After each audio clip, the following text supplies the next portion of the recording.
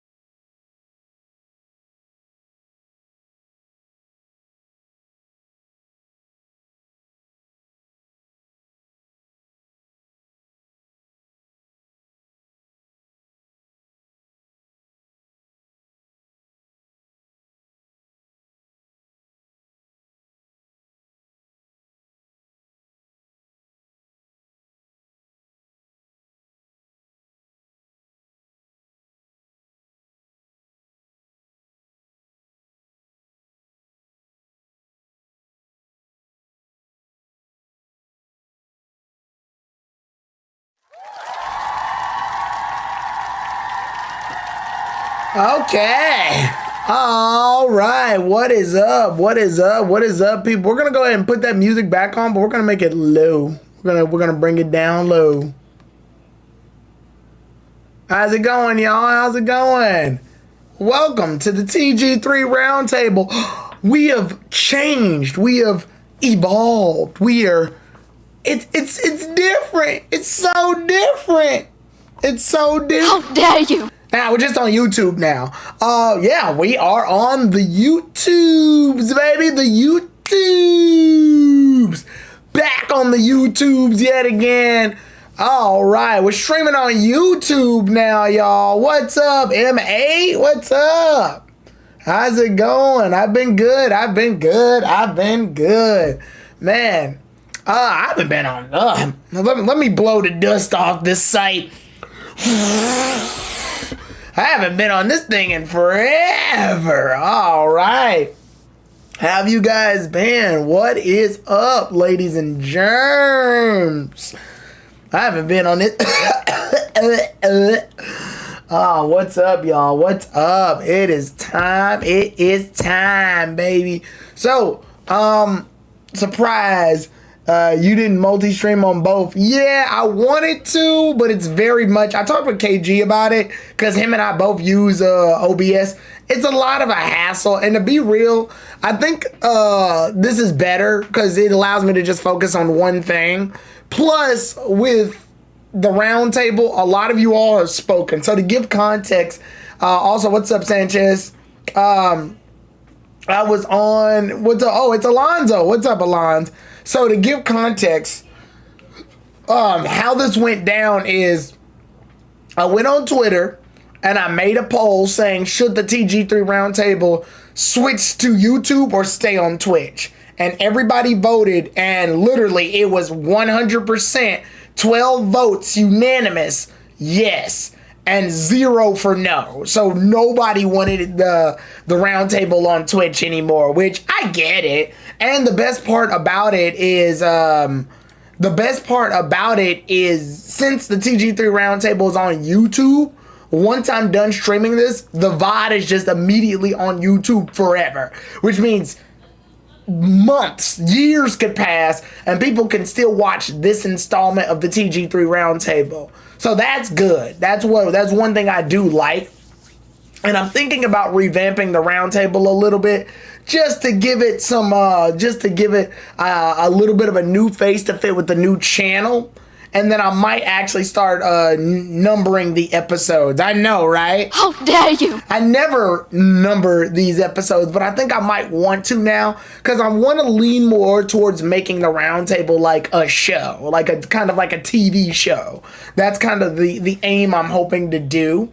And if I do that, there's obviously more things that I want to get done on the roundtable. And the major focus is on YouTube. So much like my friend the Engane Same Freak, Jesus Christ. Much like my friend who's streaming right now, actually, he's shiny hunting right now. The Insane Game Freak, aka Terrell. He got his channel partnered. So he's partnered. Congrats. First of all, let's give that up for him.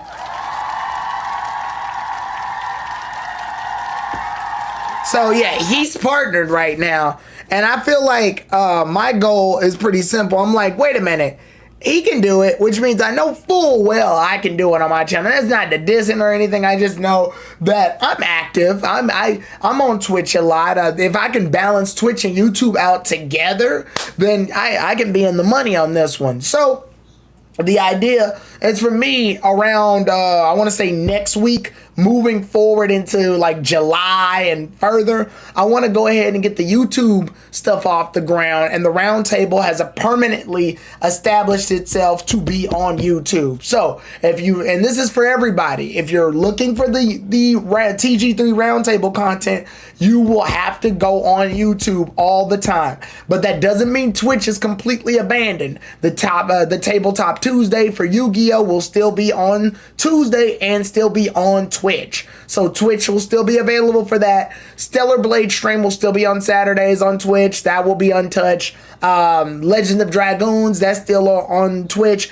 Genshin Impact, that'll remain on Twitch as well. So we still have our ones that'll be on Twitch. As far as Wednesday goes, I'm thinking about making Wednesday the creative day for YouTube content. So we lose a day, but the idea is that we'll get more videos happening on YouTube. As far as the direction of where to go with on YouTube, obviously with the addition of the roundtable, I also want to start making just topic related videos. So it'll be like just the random YouTube videos. It could be like they could be a skit, and I'll label them to let you all know. Like I'll put like a little emblem on the side near the thumbnail to let you know, this is a skit. This is probably just some Yu-Gi-Oh! Master Duels highlight video. And then the YouTube shorts, those will obviously be shorts because I'm trying my hardest to make some shorts and make some scripts for some shorts. So yeah, I'm more or less July, at least. I want to say July, especially later in July. I want to say after the 16th. So after the 16th, that would be, I want to say the start of that would be the 23rd onward. Moving forward. Oh, I'm sorry. Hold up. Whoop, there we go. I want to say after the 16th, so the 21st moving forward. The idea here is I want to start working with a permanized idea of construction for the YouTube channel. So basically, if you want a summary of things, I say after July 16th, moving forward from there, starting off the week in July 21st, that'll be like YouTube's channel and my Twitch channel, and by proxy, those will be under construction. Basically, I'm going to be working up some ideas and brainstorming some stuff and revamping some things. And then I say by the end of July, moving forward into August, starting up the school year, funny enough, you're probably going to start seeing some major changes in the YouTube and Twitch algorithm. You'll also see some changes in the TikTok as well. Because yes, due to some type of demand, I will be returning and trying to be active on TikTok as well. It'll mostly be just the alternate home where the YouTube shorts are.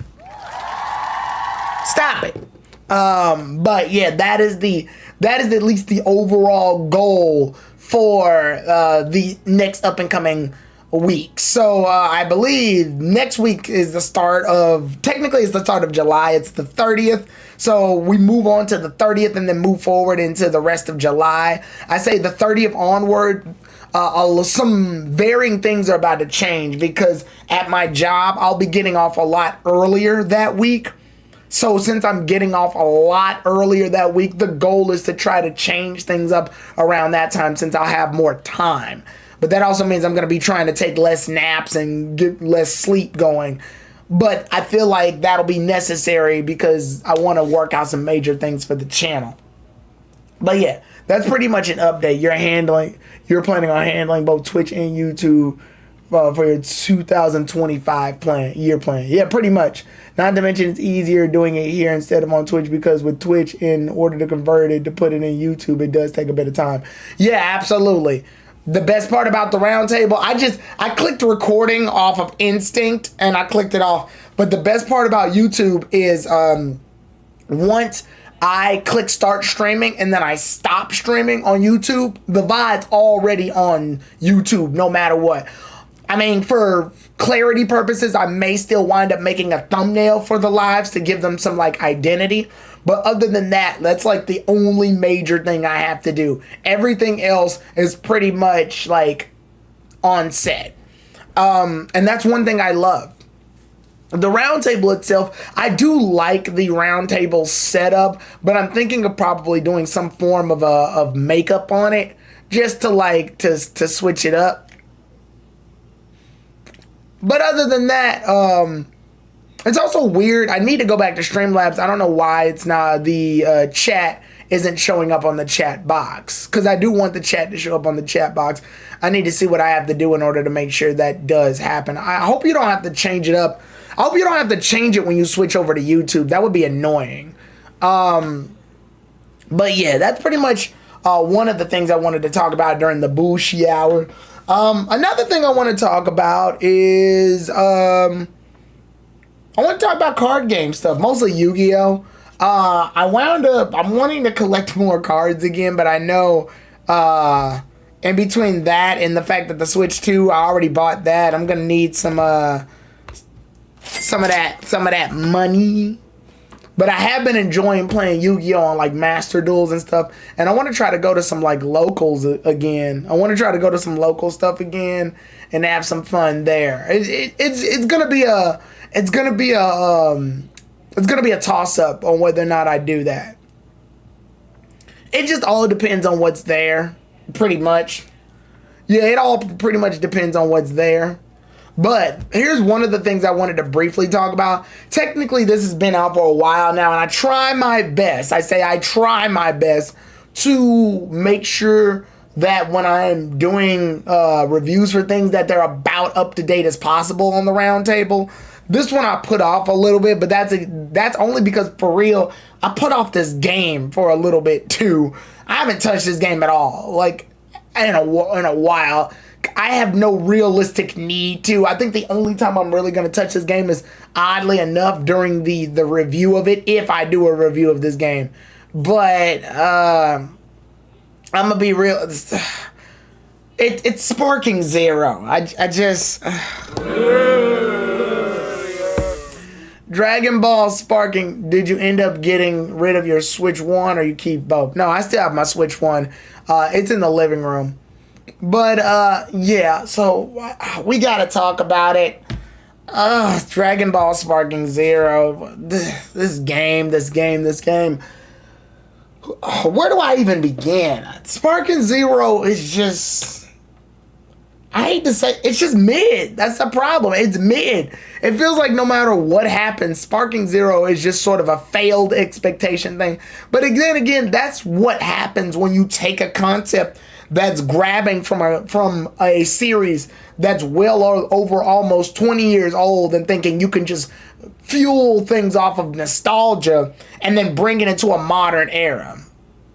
You mean mediocre? Yeah, I'll say mediocre, Death Star. Mid and mediocre, sort of in the same tier. Squidward going, mediocre.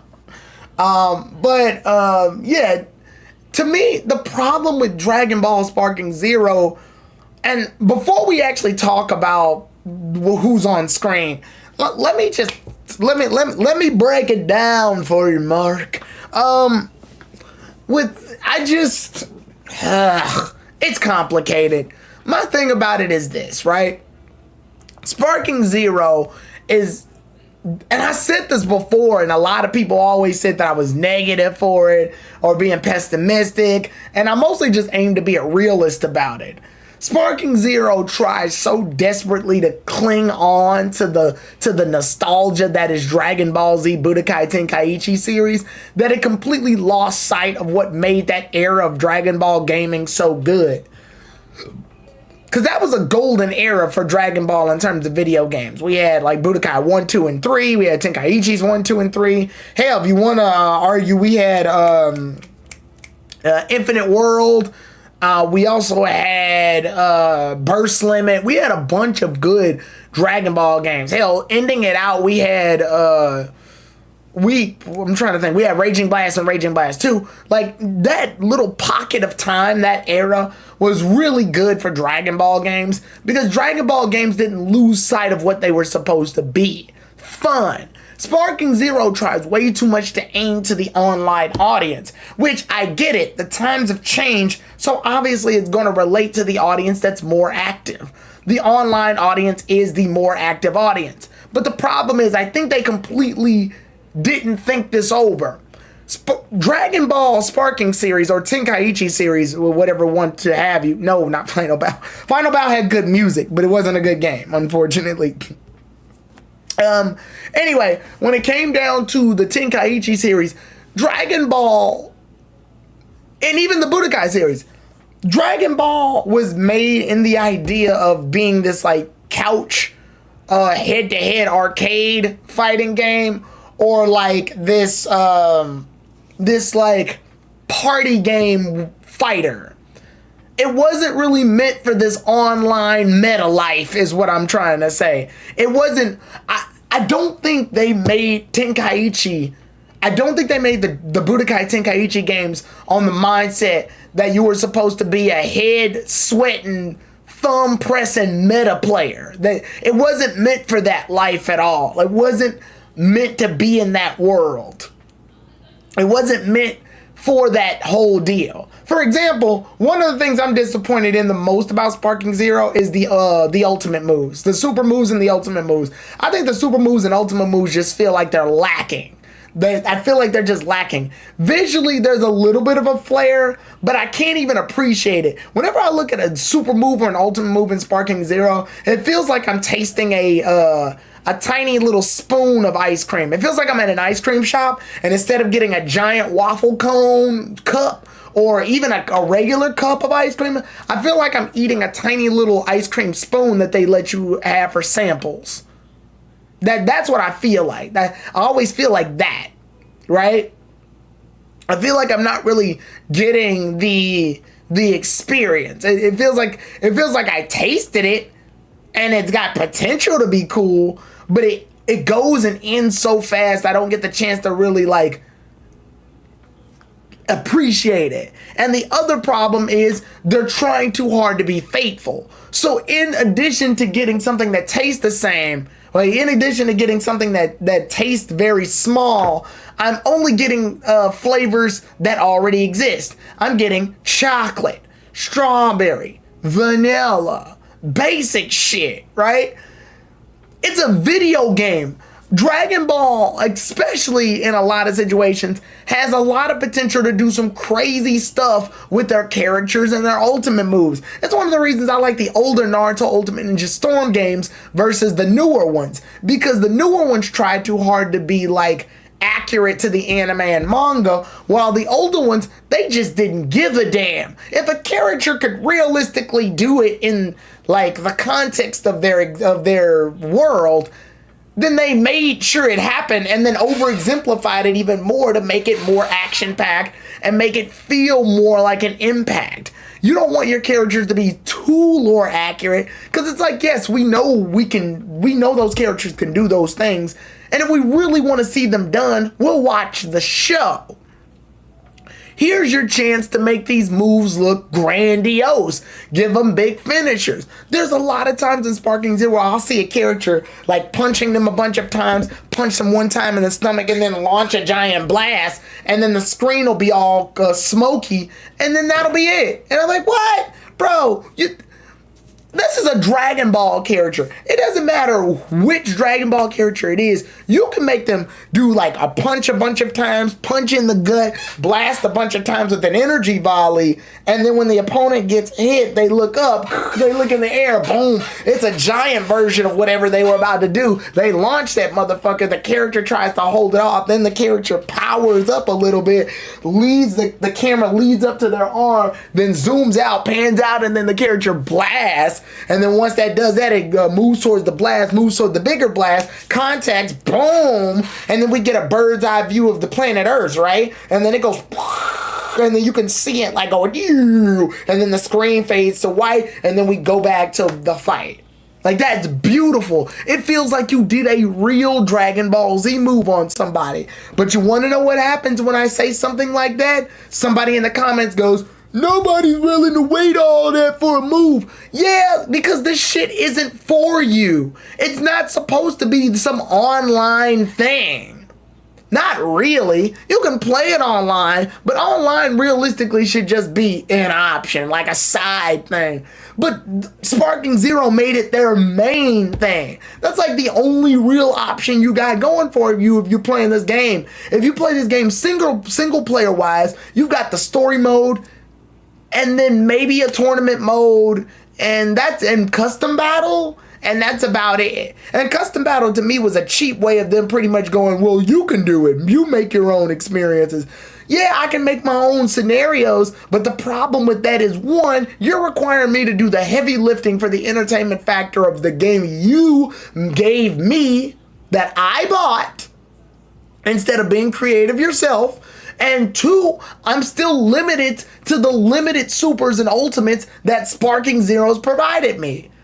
Like I said, some of these can look very flashy, and I love the graphics for some of these, and I love like the cinematics. I just wish they would add more to it and give it a bigger impact. To this day, there's only about 3 moves that can blow up the planet Earth. 3. Out of the huge roster of characters we got right now, only 3 moves in this dumbass game can blow up the Earth. 3. That's horrible. Like, what are we doing, chat? Like, what are we doing? Then you go back and look at the Budokai games, man, you'll see Vegeta go, this is it, final flash. And then the opponent holds the final flash a bit. And then, if you win the thing, Vegeta goes, I'm not done yet. And then the character tries to hold it, but then you cut to the opponent and they can't, and they get engulfed in all this like yellow blast and shit. And you see it, and then we cut to the planet Earth, and like we see it, and it goes, and it like shows the blast going there, and then it fades out to white while it's zooming out, and it's like boom. Also, if you KO an opponent with that move, then the scouter that shows their light bar, yes, all the light bars look like scouters, by the way. The scouter will like crack a little bit, then blow up, and it'll be like KO. Like, oh, I love shit like that. Hell, Fighters got it correctly while breaking the screen and going boom, dramatic finish. Like, bro, like just, I'm really just asking them to give a damn. Realistically, I'm just asking them to give a damn. Put more modes in there. Make the tournament modes fun where you got the characters on the side. And I'm not talking about the dumbass voice with the tiny font at the very bottom with the stupid CGI models of the characters or whatever, the in-game models doing like stretches and shit. No, give me some like a character. Well, you can't give me a character, but you can give me somebody drawn. You give me like the character drawn, like a nice little artwork of the character, like on the side of the screen, and they're making commentary. Like, you go to the tournament mode and it's like, all right, let's see which opponents are gonna give us the best fight. With this tournament, you got special rules. Looks fun. Or you got, like, you pick another tournament, make your own tournament. And it's like, make your own tournament. You can invite the best of the best to the fight or something. Just like have the character on the side and then make the fucking music good. I'm sorry. This is like the one thing I can disagree with Omega 2040 about. The OST in this game is trash. It's absolute trash. When I was playing Sparking Zero, there was a reason that I just added Tenkaichi 2, 3, and a little bit of Raging Blast music into the game, and Xenoverse music. I added those songs on mine for a reason, because the music that was on the game, the actual game, was trash. None of it was bumping. None of it. You can't ask me to name one song in that whole soundtrack. Meanwhile, you got Tenkaichi 2 and 3 and shit. We got Burning Up. We got Caution. We got Lonesome Wild, Dynamic Battle, Survive, Power Scale. Those are all from Tenkaichi 3. We got Escape to Freedom. We got Fly High. We got Awake. We got Decisive Battle, Battalion Unchained. Bro, hell, from Raging Blast, we've got Awakening, Explosion, Edge of Spirit. We've got Xenoverse 2's Metal Cooler theme. We've got Budokai 3's Menace. We've got Evolution of the World, Courage, Dragon Cry from Raging Blast 1, The Pursuit from Raging Blast 1. It's not even close. It's not even close, bro. It's not even remotely close. Also, thanks you for the 14 viewers, guys. Really appreciate it. But yeah, with that being said, I'm like, bro, realistically, we're just asking this game to give a damn. But whenever we go 2 steps forward with this game, it's always 2 steps back. And that, I guess, transitions into what I wanted to talk about. So, Shallot was the newest character introduced into the Sparking Zero roster. Now, honestly, I was excited. I've never played Dragon Ball Legends a day in my life. But the reason I was excited was because Oh, snaps. Sparking Zero. This is a fun decision. This is something fun. It's not another Goku or Vegeta to the roster. It's legitimately some new character. And the best part, he's from another video game. Also, I think Shallot was on my predictions list for for predictable characters. Or at least characters I wanted on the roster. So I'm glad Shallot was able to actually make it. I'm going to go back into the video probably at some point and look for it and see was that the one of the characters that I said. But yeah, seeing Shallot on here is pretty fun. I love it. I love the fact that they decided to add Shallot to the roster. That is a legitimately fun decision. I was like, great, good job, Sparking Zero. You added a somewhat original character to here. You added a character that realistically is like a avatar player character that has the ability to learn other people's moves. Like I said, I never played Dragon Ball Legends, but I do know who Shallot is. Just thanks to crossover media and being in the Dragon Ball community as long as I have, I did take the time to at least learn who this is. Like, I know all the characters from those different games, like Beat from Super Dragon Ball Heroes. I know Shallot, obviously the Time Warrior from the Xenoverse series. I know all those little, like, self-insert OCs. And yeah, honestly, I thought it was cool until I found out from his original game, he can't go Super Saiyan. He can't go Super Saiyan 2. He can't go Super Saiyan 3. He can't go Super Saiyan God or Blue. He can't fuse with his brother. Chi-Chi, Bulma, and Videl don't say anything about him in the character encyclopedia. And that's it. Like, bruh, Sparking Zero, it's always one step forward and 6 steps back with your ass.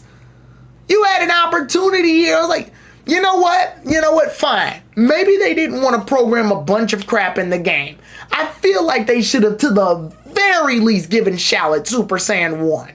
To the very least, I think he should have deserved Super Saiyan 1. Just give him Super Saiyan 1. Give him that. Will he be down all the other transformations? Yeah, but that could probably inspire you to want to, play the mobile game a little bit more. Like, yeah, play Dragon Ball Legends in order to see Shallot in full action or something. But at least give the damn dude Super Saiyan 1. Come on. How cool would it have been to see him actually transform into a Super Saiyan? Like, this is it. It's time. And see his eyes and then go, let's go. Like, that would have been cool. That would have been so damn cool to see him go at least Super Saiyan 1. You owe us at least that now, dog. Come on. They could have given us Super Saiyan 1. They didn't want to give us Super Saiyan 1? Just give us 1. I'm not even asking you to give us anything crazy. Just give us 1. I'm not asking for 2, 3, and the rest. 1 would have been fine. He's from another game. At least play with the possibilities of 1. Shit. Hell, they gave Bardock Super Saiyan 1 for Christ's sakes. Wait, did they give him Super Saiyan 1 in this game? I don't know. I don't think so. No, they didn't. They didn't give Bardock Super Saiyan 1 in this game. But that's fine. I don't care. I know in what's it? And I want to say in Fighters, does he have 1? Can Bardock turn Super Saiyan 1 in Dragon Ball Fighters? I can't remember. Like, during his ultimate move, can he do it? I think so. I want to say yes. I haven't played Fighters in a while, though, so don't quote me on that. Yeah, I want to say he does. Just don't quote me on that is all.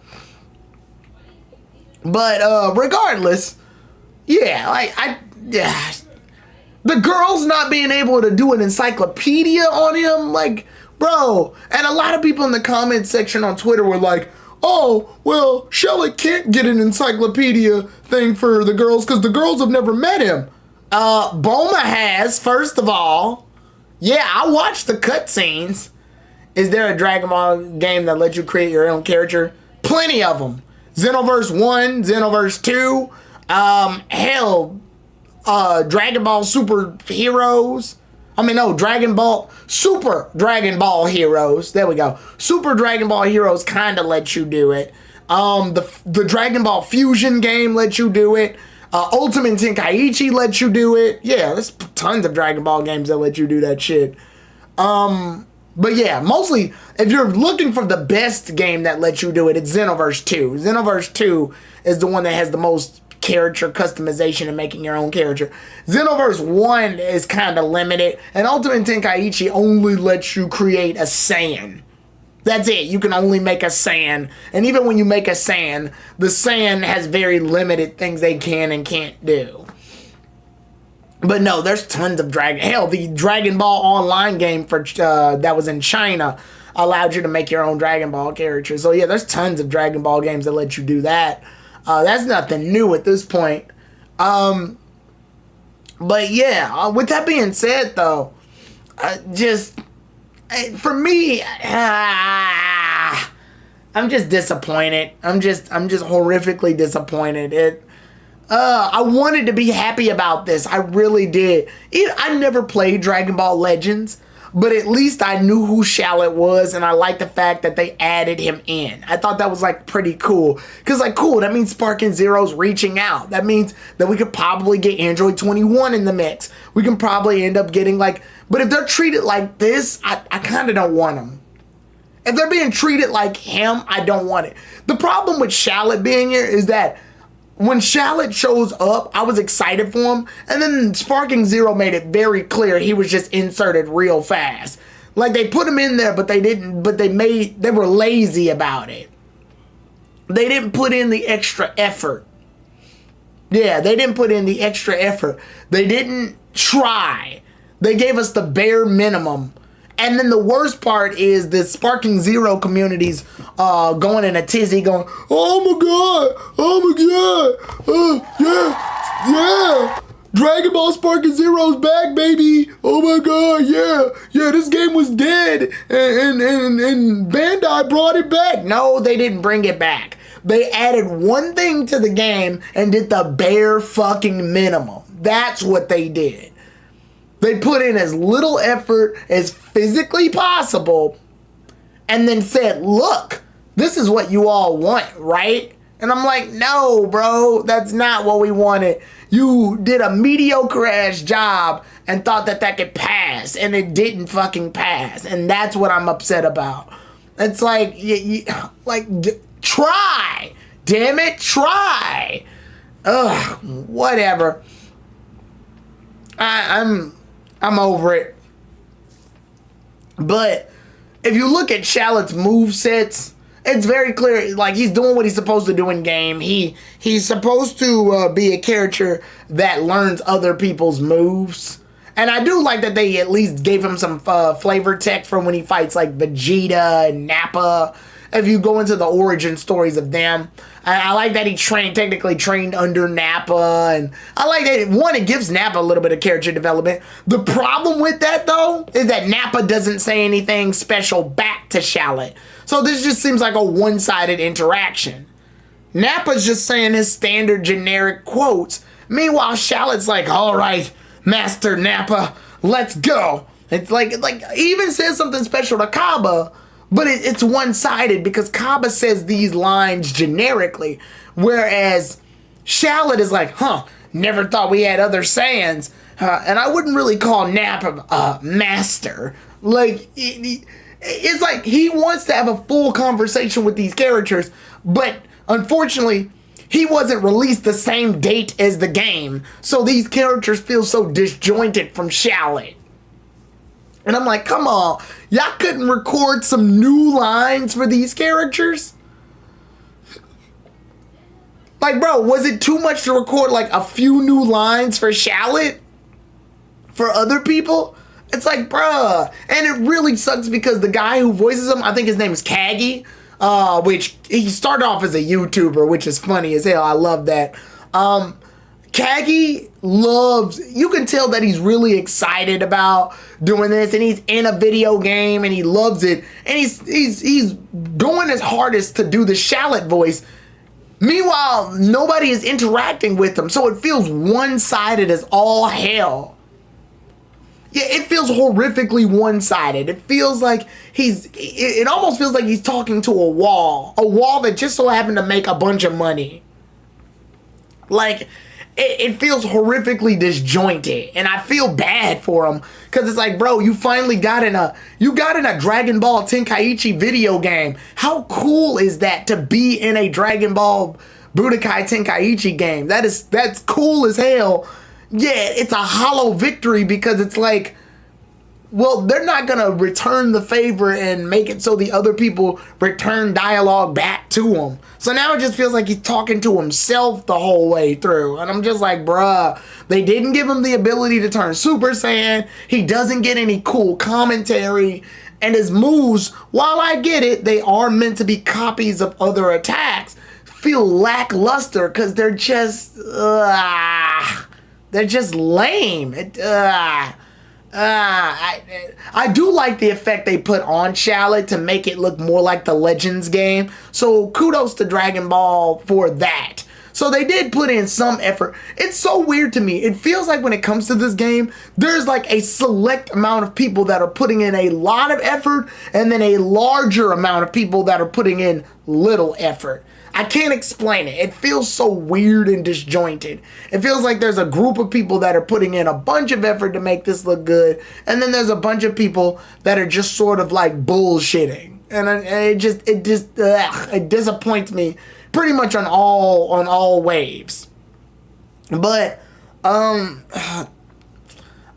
I might get my hands back on Sparking Zero again, because I know they even gave us the Daima characters. They only give us the first pack of Daima characters, by the way. They're probably not going to give us the second pack until, I would debatably want to say until the English dub is finally released on DVD.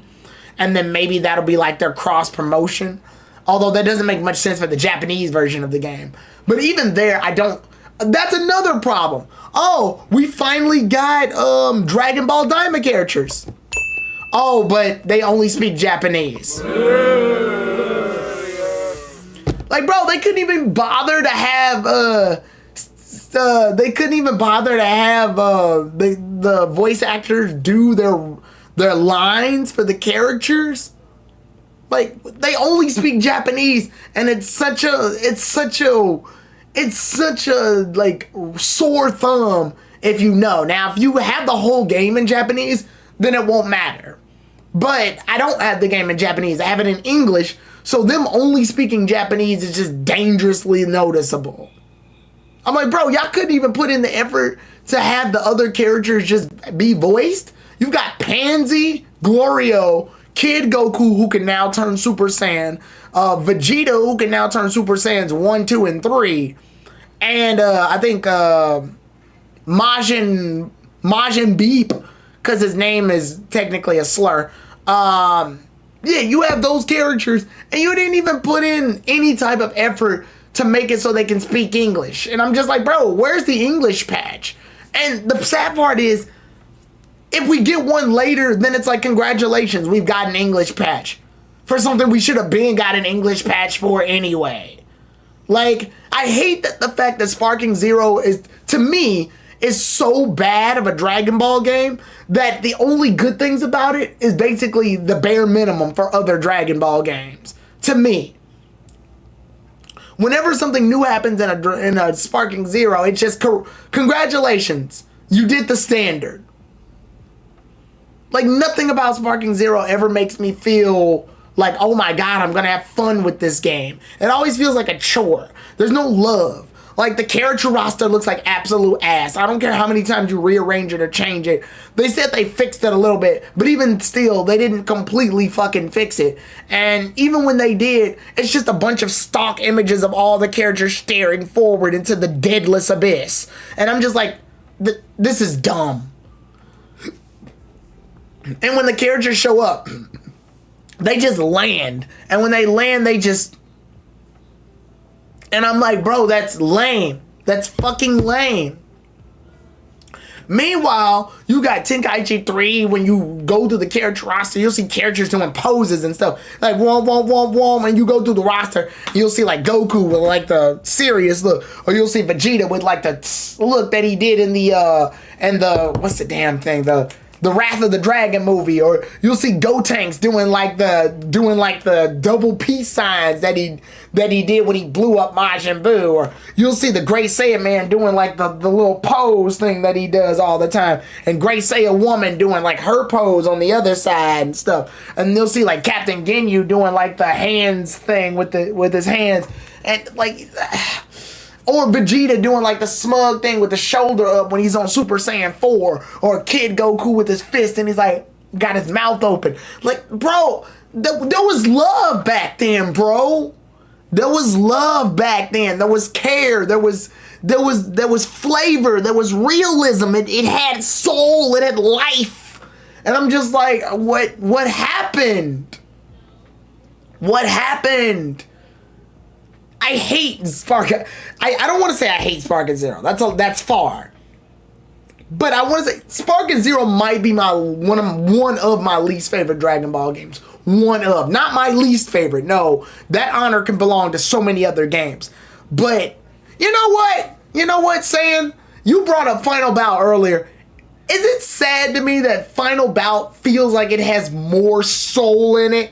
For as bad of a game as that is, Final Bout mechanically plays worse than Sparking Zero.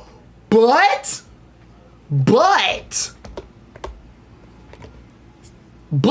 and that's a big but, it feels like it has more soul. Bruh. You look at the characters, like look at the characters real quick, and like Final Bout, and you'll see like Vegeta is doing like this cool little pose with his arm lifted up and his shoulder, and he's like looking off with the Super Saiyan 2 hair and stuff, and you can see like the Super Saiyan 4 doing his little like cool thing, and oh my god, and then the music sounds really good, like with Goku's thing, like the ba ba ba ba ba ba ba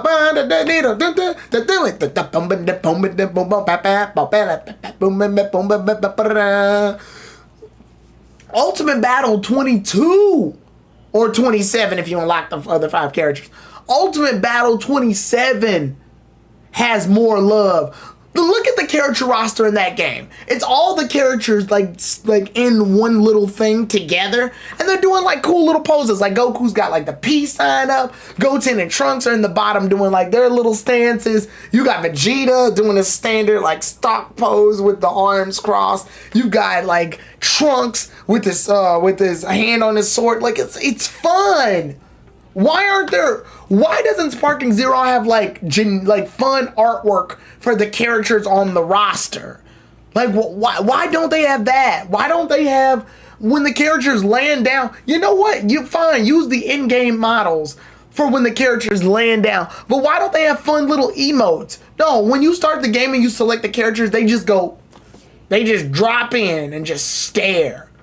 And I'm like, bro, it's Goku! Motherfucker, it's Goku! If you have your little icon hovered on Goku, he should land and be like, it's me, Goku! Or like, he laughs and like scratches his head behind his hand, like do that thing. Or you could have him like standing there, right? Like ready to fight, and he adjusts his little armbands. And then after a while, if you keep it idle, he takes out like a piece of meat and goes and then like puts that away, or like he does like the little arm stretchy thing or the little knee thing that he does while you're on the selection screen. And then when you switch to somebody else, it's like Frieza, and then he's like in his little thing and he like does like the ho ho ho laugh or whatever, or he'll like pick up a wine glass and stir it a little bit and then he'll put it back down or something. Like, bro, or with Vegeta, you could have him like do his arms crossed, right? And then you could have him turn around and then look back, or you can have him like stare forward and go like with the little grin or something. Like, I'm literally just asking. Or with Trunks, you have him stand there, right? And then with Trunks, he can like while he's standing, he can like adjust his sword a little bit or take out his sword and like to look at it for a bit and put it back. I'm just asking for some idle animations, damn it. If you're gonna make the character stand there, give them some idle animations. And I get it, it's because when the characters stand there and you click to start the fight, the whole battlefield's supposed to change so that they look at the opponent and the fight starts. It's an easy way to get rid of load screen times. But I don't care, honestly. First of all, I don't care. Second of all, you can still do that. Just have the characters turn and then fade. Just have the characters turn, still doing the animation, and then after that, just transition cut to the other character. Like, it's not... And you don't have to have that. Once you select the characters, you can literally go up, have the camera come down to the two characters that were selected, and then pan out. And then once you pan out, you cut to Goku and he does his little standard animation. Then cut to Vegeta and he does his, and then it's like, ready, fight, or something. Like, I just, Also, there's no announcer that says ready and fight anymore. Like, what the fuck? Or KO. Bro, this is supposed to be the announcer. You know, the one from the World Tournaments. Are you ready? Start. Like, hell, or even, you know, in Budokai 1. Budokai 1, bro, that game has tons of flavor.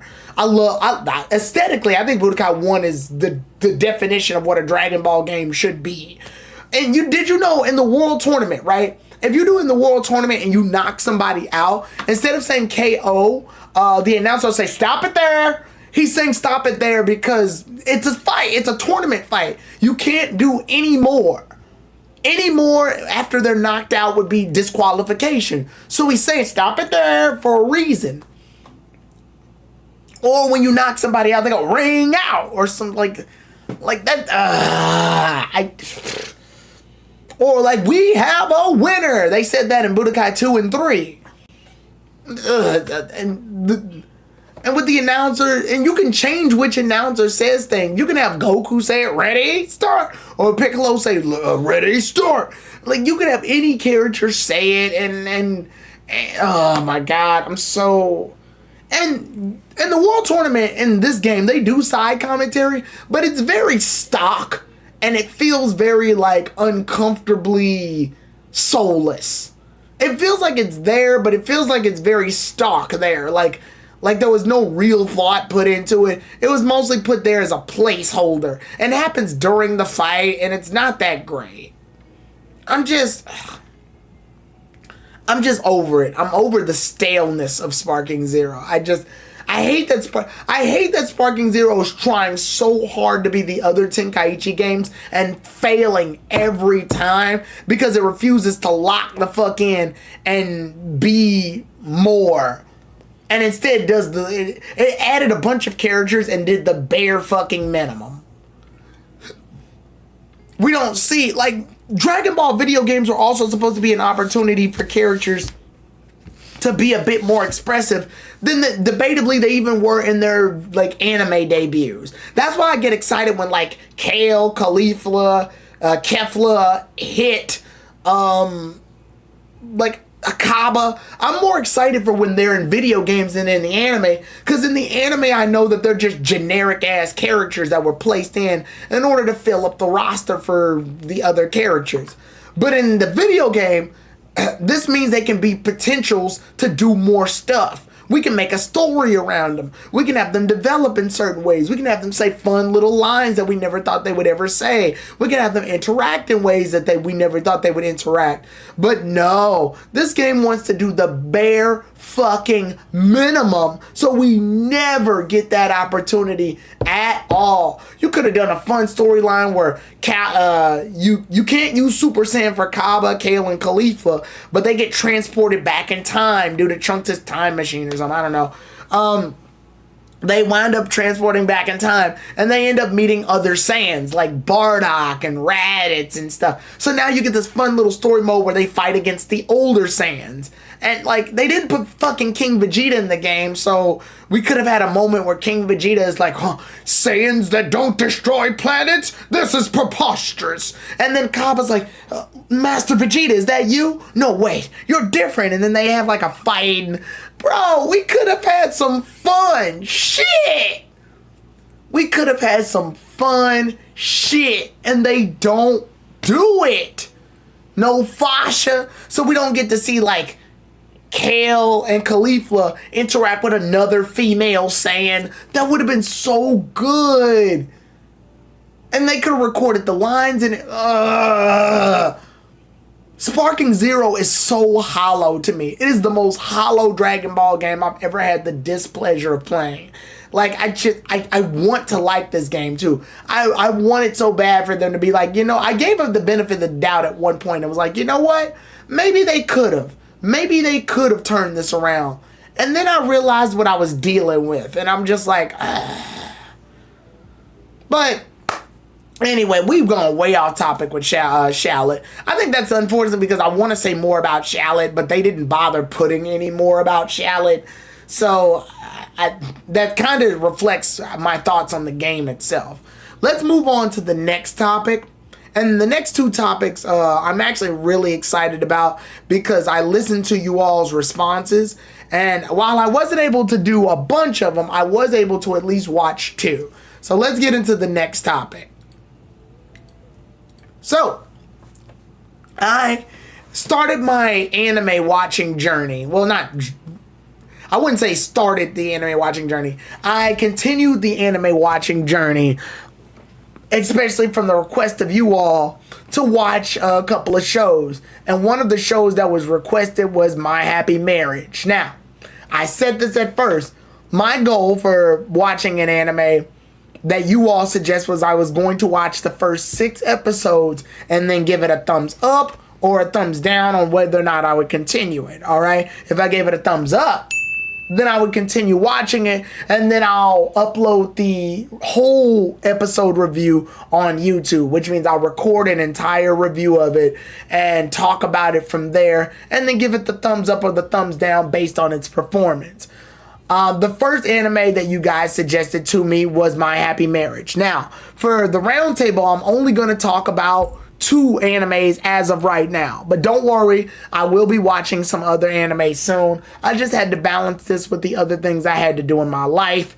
So rest assured, I will be doing first impression reviews of those other animes as well. Don't get it twisted.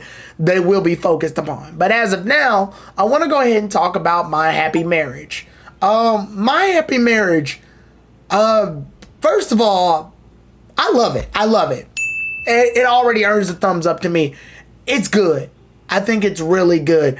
It made me sad and frustrated in some senses. And I watched the first 6 episodes. And honestly, I'm glad I watched the first 6 episodes. Because those first 6 episodes was a good, that's a nice little chunk.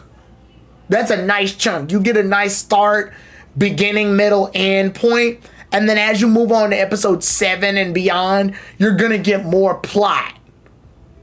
So episode 6 is a nice ending point for this show for now. It's like a good breather. Because as we move on, a lot more stuff's going to be taking place. Now, I will get into spoiler territory in a minute, but first, I just want to again give my emotional impressions and my first impressions of it. I got frustrated from the treatment that young Mio was getting.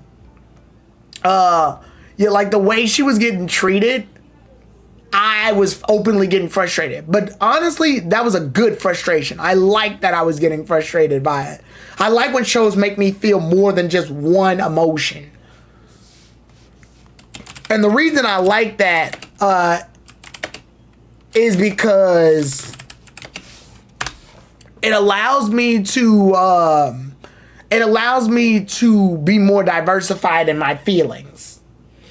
Because that's what art is supposed to do. Art is supposed to allow you to feel multiple different things.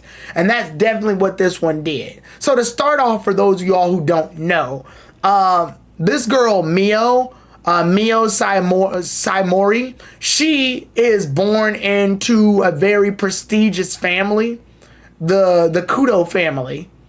Sorry, not the Kudo family. Mio was born into the Saimori family, obviously. because her mom went with the father. And the father was a very wealthy man, but he had 2 daughters.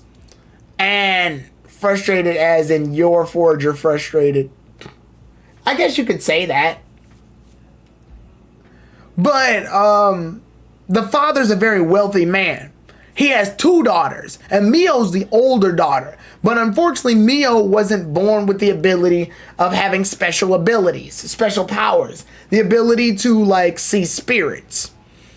Well, unfortunately, her younger sister, her younger half sister, Kaya, has the ability to do it. Kaya has the ability to see spirits. And thus, because she can do that, she became the favorite child of the Saimori family. Well, this means that Mio pretty much got the Cinderella treatment. She's a servant girl. She does nothing but clean the house all day. And she is like treated like garbage. She's never bought any, no one ever buys anything for her, so her kimonos look all tattered. The only thing she's got like as an heirloom for her is her mother's comb. And then the cherry tree that her mother had got chopped down, unfortunately. Like the sakura tree, the cherry blossoms tree, it got chopped down. So, and then her mother died too. So her only connection to her mother's completely gone. The family wants nothing to do with it. And then the new mother, Kaya's mother completely treats Mio like crap. It's literally a wicked stepmother situation. A stepmaster? No. But no, it's a wicked stepmother situation. She treats Mio like crap. Kaya treats her like crap. The father treats her like crap. And then there's this one guy who's friends with the Saimori family. His name is Koji. And Koji's really nice. And he really wants to go out of his way to help Mio. So what they decide to do is try to arrange a marriage. But unfortunately, it's not an arrangement with Koji. Instead, Koji ends up getting arranged married to Kaya. And Mio ends up getting arranged marriage too. But she gets arranged married to Master Kudo, or Kyoka Kudo. Now, the problem with Kudo is that Kudo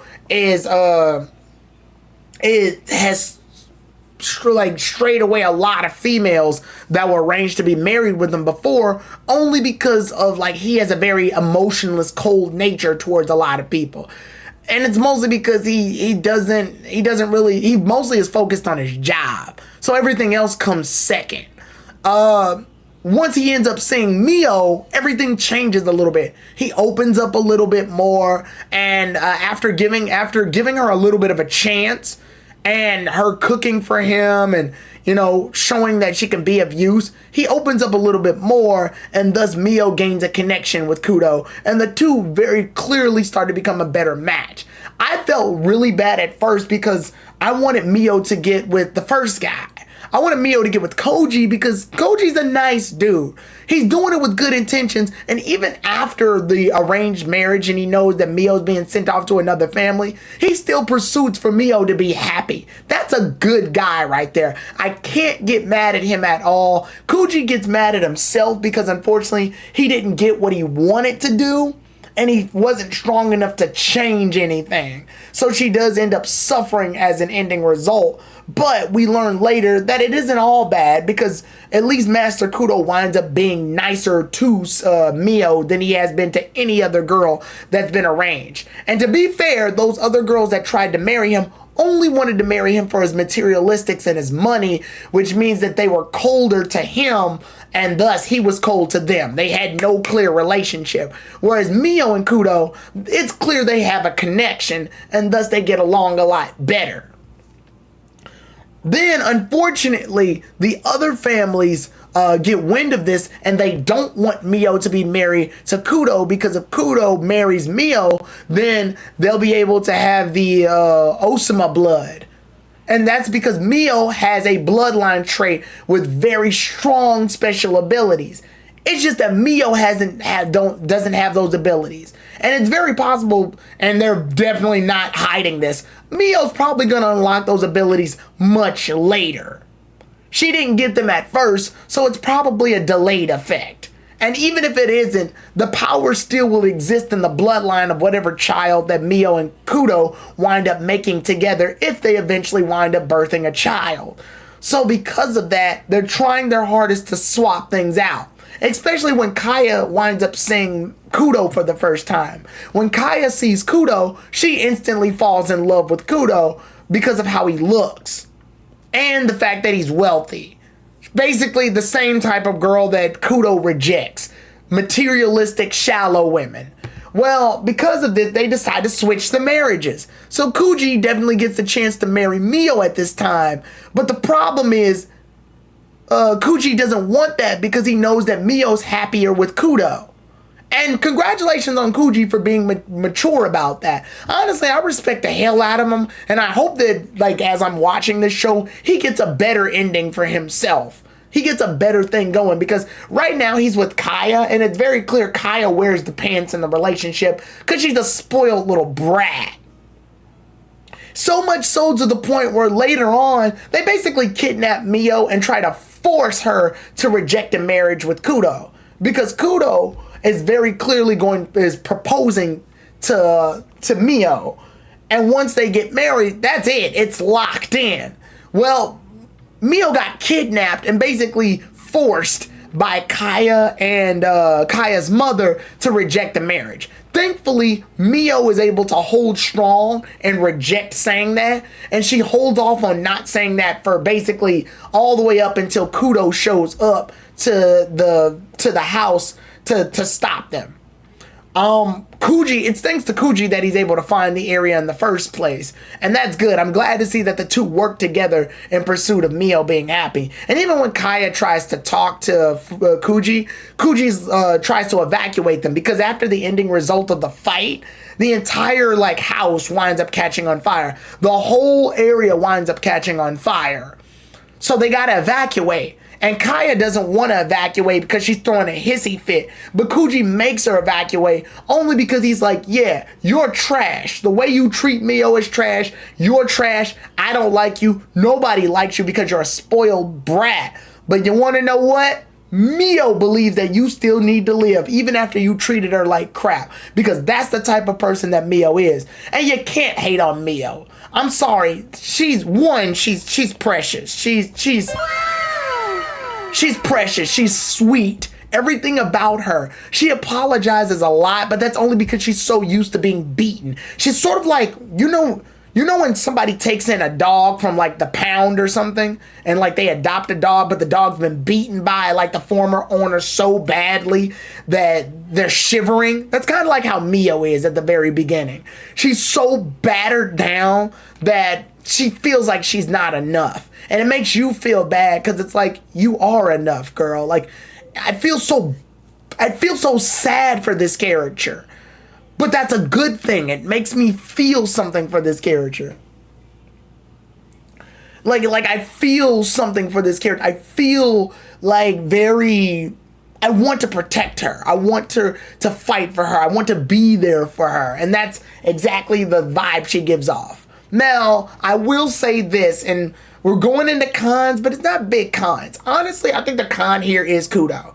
Don't get me wrong, I like Kudo, and his journey is to become more emotional and more affectionate towards Mio. That's his journey. That's his character arc, which is a good character arc. He's a solid, cold soldier. So it makes sense that he's opening up and becoming more of a family type person. And that's good. I think the problem is that they made Kudo too perfect. Yeah, he's too perfect. Oh, the most handsome man, the strongest one. He just so happens to think that Mio is the best and he'll go out of his way for it. And he's just, I kind of liked it when he was cold at first. I wish they had kept that going a little bit longer and then slowly opened it up as time passes. Here, I think they made him go from cold to affectionate a little too quick. And it's mostly because he has a hard time opening up. But he opens up for Mio very quickly, faster than almost. Let's check the... Okay, cool. It looks like we're back on. Yeah, it looks like we're back on. Cool. Sorry about that, y'all. We had a bit of a connection problem. I think we're back up. Yep, it says we're back up. Our pings are back up. Cool. We're rocking a strong frame rate now. Sorry about that. We back here. What's up, Alon? But yeah, with that being said, yeah, it's fun. I definitely, if you want my recommendation, I give it a big thumbs up. I was like, I'm gonna be real with y'all. I almost wound up watching more than 6 episodes. I was so locked in at one point. I was ready to watch more than 6 episodes. I was like, stop. I can only do 6 episodes for the first impressions review. I wanted to watch more. I literally wanted to just, and the way I was watching it automatically moves to the next episode, like immediately. So it kept moving to each episode after. Once I hit episode 6, I was just like, that was good. And then it moved. I was like, no, wait. But yeah, that was a ride. That was definitely a ride.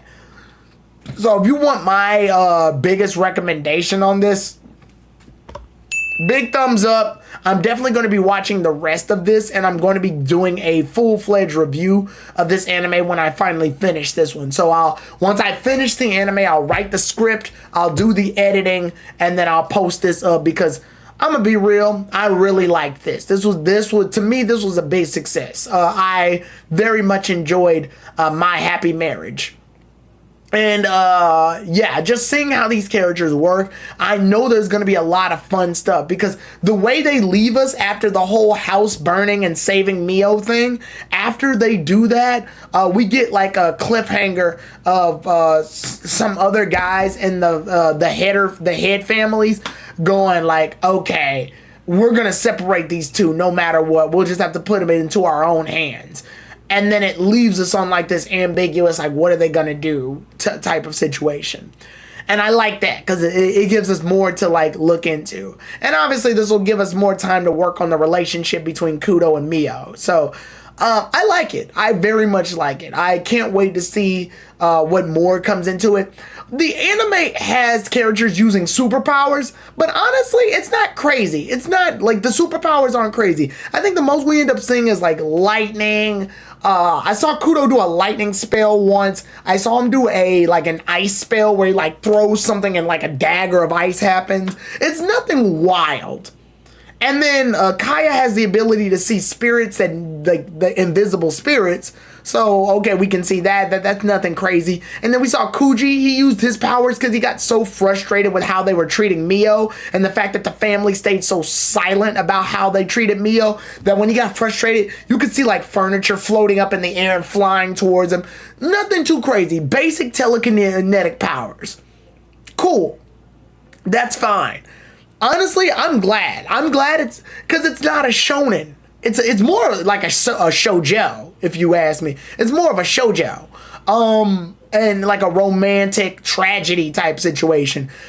So the superpowers exist, but they're not crazy. The characters aren't yelling super moves. The characters aren't doing crazy athletics. They're more or less you and me with the addition of superpowers. That's pretty much it. Like they're not flying. They're not doing crazy Kamehameha energy. It's a lot like okay, we're back. Sorry. You want to know what this anime is a lot like when it comes to that? It's like if you've ever seen Ancient Magus Bride. It's a lot like that, like Ancient Magus Bride. If you've ever seen Ancient Magus Bride, it's a story about a young girl who winds up being a slave to this guy, but it's not like a harsh slavery. He takes her in for slavery on purpose in order to buy her better clothes, in order to treat her better, in order to basically give her a better life. And then eventually they wind up getting married. That's pretty much what happens there. It's a lot like that. Or it's like Violet Evergarden, if you want to take it a step further. Even though in that one, I don't think she doesn't get married, but it's one of those animes where like the character is taken from their very trashy life and brought into a new life and treated well. It's a lot in that era, which between watching Violet Evergarden and Ancient Magus Bride back to back, because I watched those shows back to back at one point, because again, I had no internet around this era. Watching that and then watching this, it's very clear those all follow the same like light novel, very feminine girl being brought into a new lifestyle situation. I don't know if you can call this a genre, but that's pretty much what happens. Like in Violet Evergarden, Violet's treated, she winds up working as a doll whose job it is to type out stories for people and send letters. But she winds up living a much better life because of it, because back then she was a soldier. And as a soldier, she was a slave. Then she was brought as a soldier. And then once she wound up getting basically her arms blown off in the war, she wound up transitioning later and becoming a doll. A doll basically types and stuff like that. And she winds up becoming somebody that a lot of people look up to and love. And she winds up living a much better lifestyle and becoming more human. Here we get, Mio. She lived a very terrible life as a servant that was treated like absolute crap. But then she winds up marrying into someone who actually cares about her. And she ends up being treated properly. And she gets uplifted as a strong woman. I like this type of genre too. It's a way in order to make the female character a strong character, still be submissive, but at the same time be a character that I want to root for. I want to defend. I want to empower. This is how you do sorry. This is how you do female empowerment in media and fantasy. And the Japanese got it right. They know how to do it.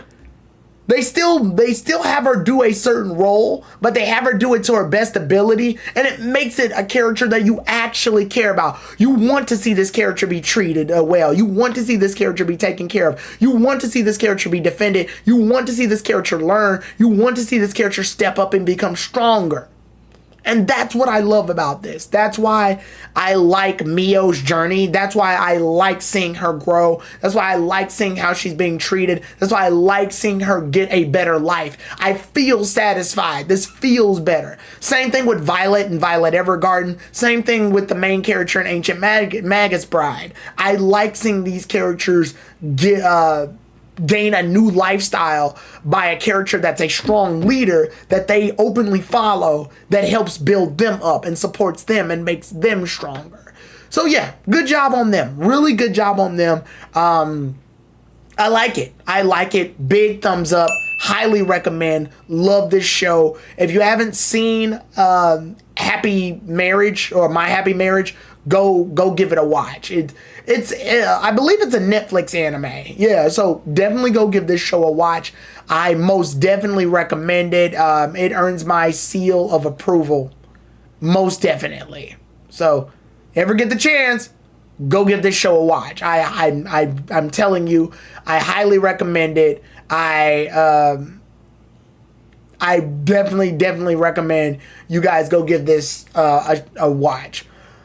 But let's go ahead and move on to our next anime. This will be the second anime, and then obviously I'll keep going on and doing anime recommendation stuff for the future in order to talk about that further. Oh, I forgot to turn on the music. Okay, so that's back on. But yeah, moving on to the next anime. Next one we move to is a bit more on the wacky romance comedy harem style, which is Quintessential Quintuplets. Now, this one, it'll be on my watch list. Thank you. No problem. Quintessential Quintuplets. Now, I know some other people have watched this in my friend group, as well as in my Discord friend group and stuff in the pod and everything. I want to, when I do the full review of this anime, I want to do a crossover review with them. Like, I'll have them get together and we'll all do a crossover review and talk about that one together when I finish it, when I finally finish it. Because I know a couple of my friends have finished this one already, but I'm giving my first impressions today on what I think about Quintessential Quintuplets. Now, with Quintessential Quintuplets, I did not get to meet the 6-episode quota for this. But that's only because I was doing things at the time, and I was watching this not just with me, I was watching it with my sister as well. My sister watches a lot of anime. My baby sister, she watches a bunch of anime. So while she was staying with me, I said, hey, let's go watch Quintessential Quintuplets. And she didn't know what it was at all, and we both sat down and we watched it. And she doesn't like it as much as I do. We'll just say that. I think she enjoys watching it with me as a person for like bonding purposes, but as a show, it's something she's not gonna pick for herself. But for me, I like it. It's stupid, but it's fun stupid.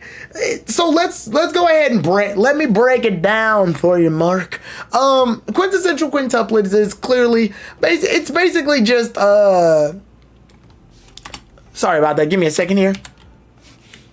Quintessential quintuplets is basically a show.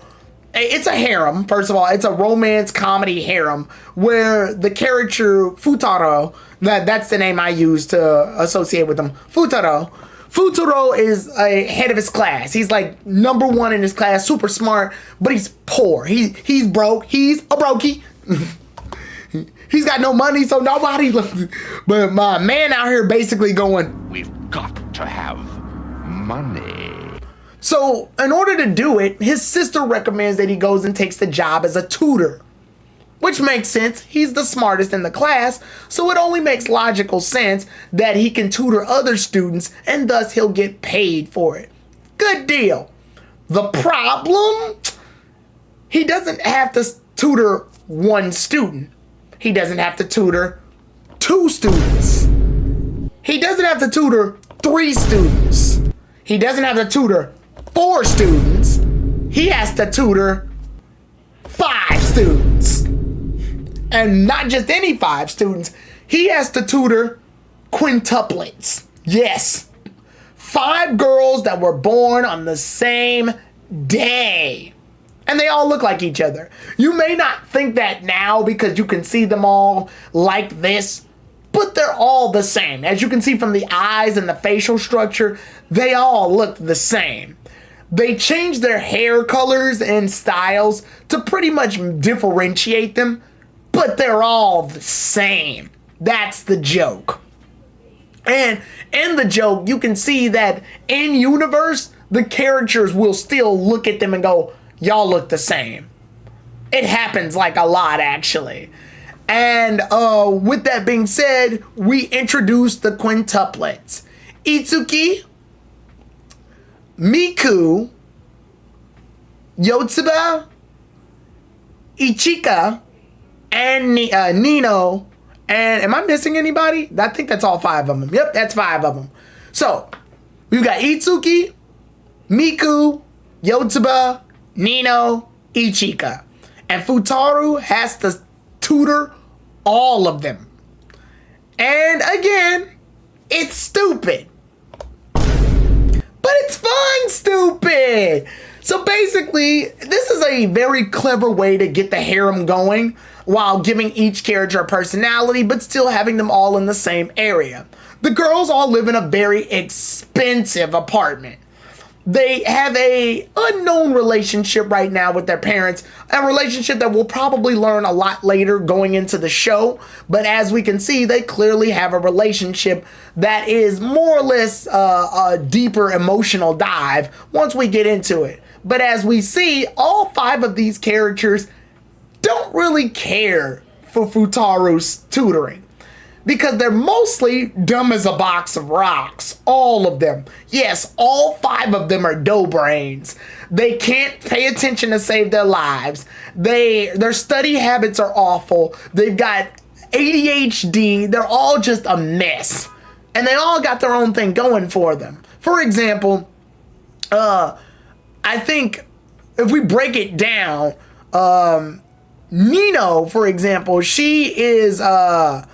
she's like, well, no. Let's break it down from the order in which they officially go. We've got Ichika, and Ichika is, how do I say it? She's a slob. She's a slob. Her room, once you go tuplets, it's the go tuplets. What up, studio? Ichika's a slob. And again, this is me going off my first impression. So I'm going off the first 4 episodes that I watched of the show. Like I said, if I give it a yay or a nay, if I give it a nay, then that means I'm not going to continue the show any further. I'm going to leave it at that. If I give it a yay, then that means I'll continue the show and then I'll make a YouTube video doing an entire review of the entire show.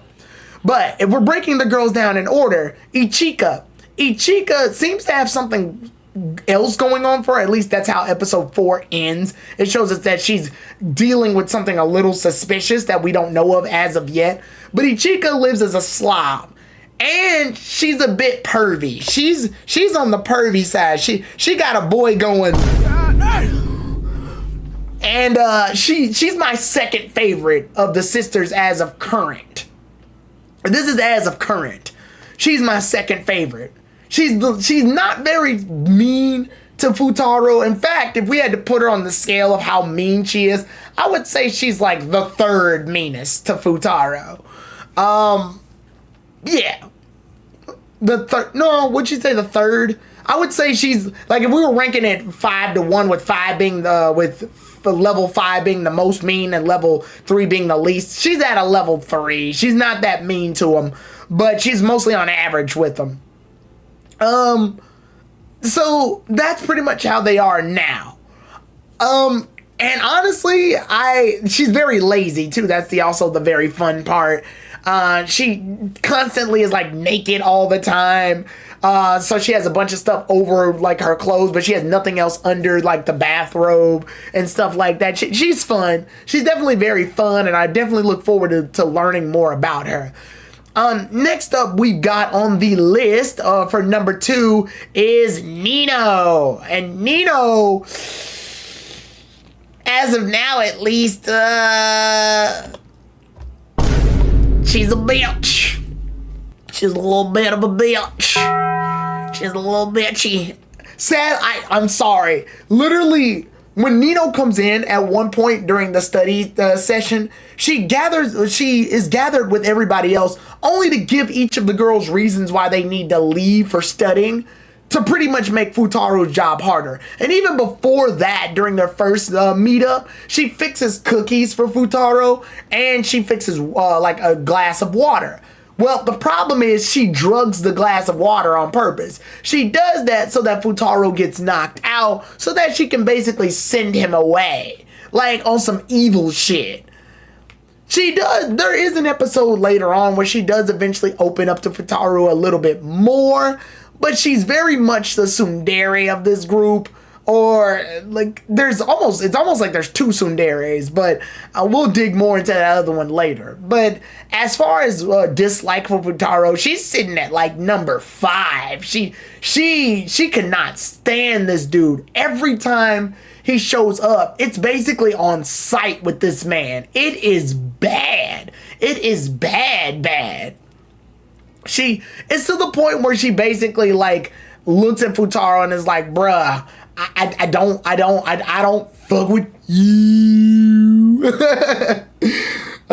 Which girl's which? Okay, so yeah, I'll give you that. So sorry about that. To give clarification, Ichika, she is the one with the shortest hair. The shortish, almost like pinkish hair, the lavender hair.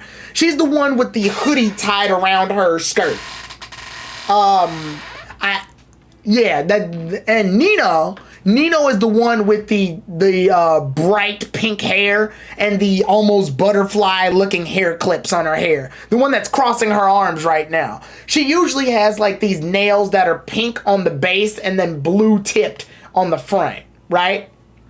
So, that's who Nino is, at least. She is very much the tsundere. She's tsundere as hell, to a fault. Next up, we've got on the list, moving on from Miko at least. Next up, we move on to Miko. Sorry. Moving to Miko. Miko's the one with the headphones on her head. She's the one with the sort of like, the burnt senna. She's got like a senna colored hair. Yeah, she's the one with the headphones on. She's my favorite as of current.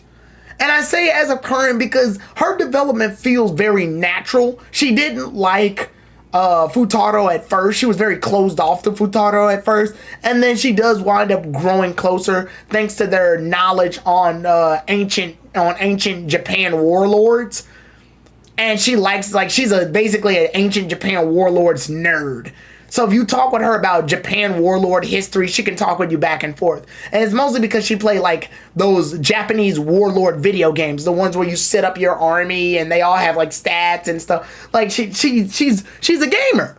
She's a gamer and she's got that gamer lifestyle and the way they get along. And she actually has a thing for Futaro. We can see it very early that she has a crush on Futaro very hard to a fault, actually.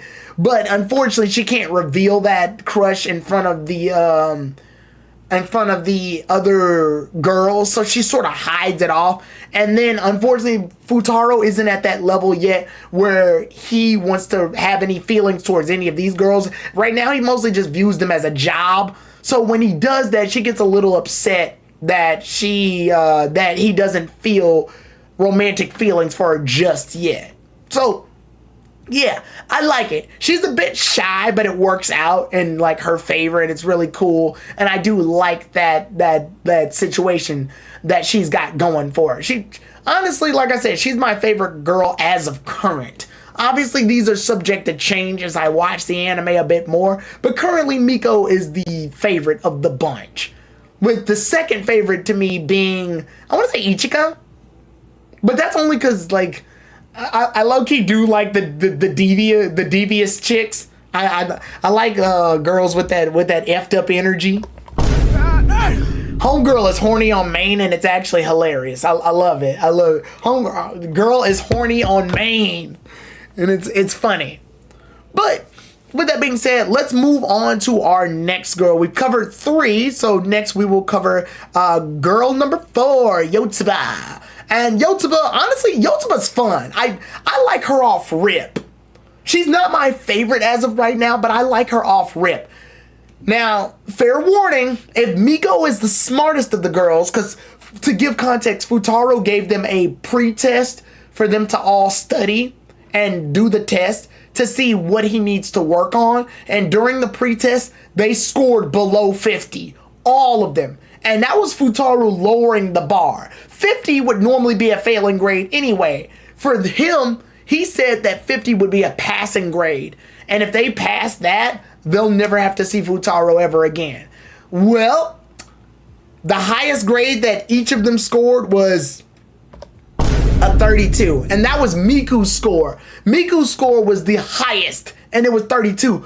The rest of them scored terribly. And even during one of the test exams that happened prior to him taking the job, this girl, Yotsuba, she scored a 0. This girl is dumb as a box of paint. This girl is dumb. She dumb. Homegirl's got a IQ of a balled up piece of paper. Homegirl is stupid.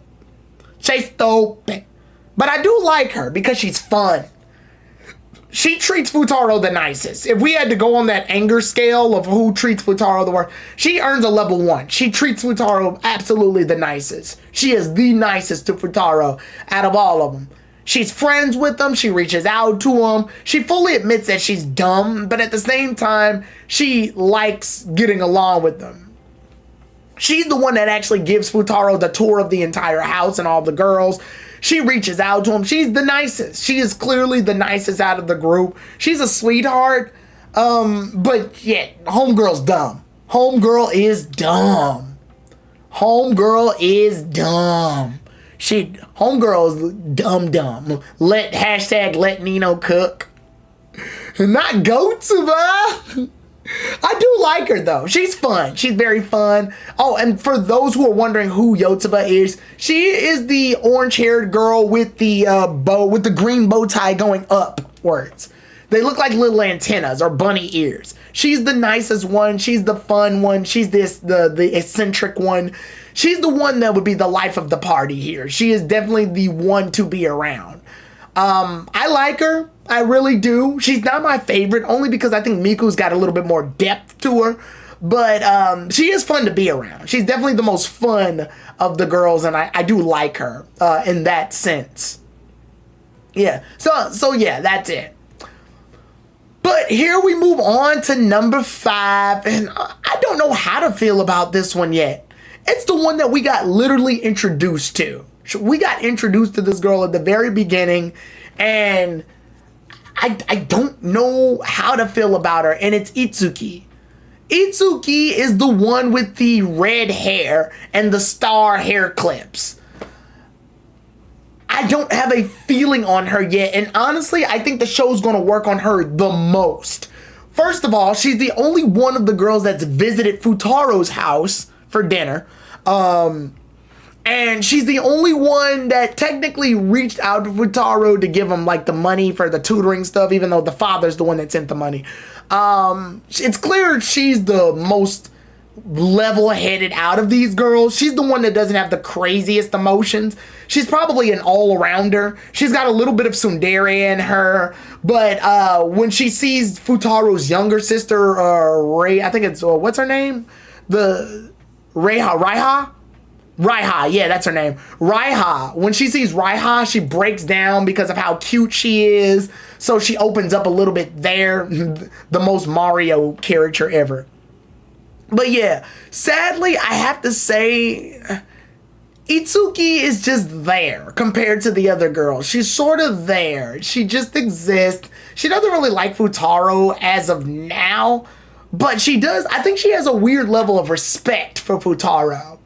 I can't openly like pin it down. So let's give context. There's an episode where Futaro gets falsely accused of being a pervert because Nino wound up taking a shower right after Miku, or like she wound up taking a shower and coming out before Miku ended up getting out of her shower.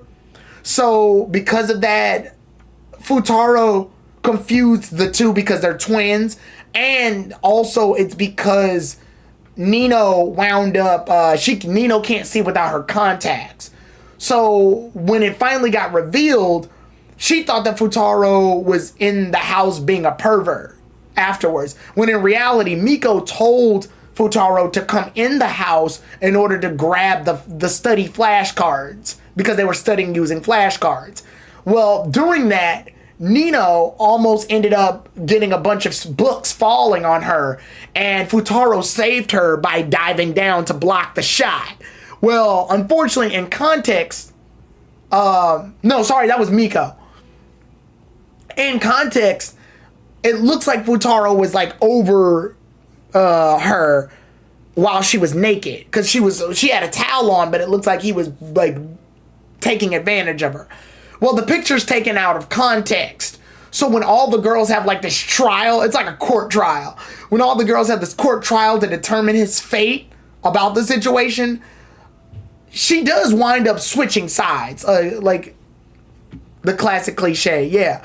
Well, Itsuki does wind up switching sides. At first, she's against Futaro during the court trial, but then she switches up when she starts looking at the picture more. When she starts looking at the picture more, she starts defending Futaro a little bit. And then Miko is on Futaro's side because Miko's grown a little bit of a bond with him a little bit. So the context feels a lot better. So once we end up having this situation, we see that the characters are definitely like wavering their feelings about Futaro, and they still don't like him, which makes sense. It's the beginning of the show, and as the show progresses, they'll gradually like him a bit more. But as far as most characters, I say the one with the most layered depth about him right now is Itsuki, only because she's seen both sides of him. There was a side where Futaro basically insulted her and said don't get fat because she ordered a bunch of food, because she likes to eat a lot of food. So that's one character trait she's got going for her. But unfortunately, there's another side where Futaro basically says, no, I'm not going to give up on you girls at all. And I guess we can talk about Futaro himself. First of all, Futaro's base. This dude is great. I love the fact that he doesn't just give way because these girls are pretty. I love that he still gives them shit. He insults them. He calls out their bullshit.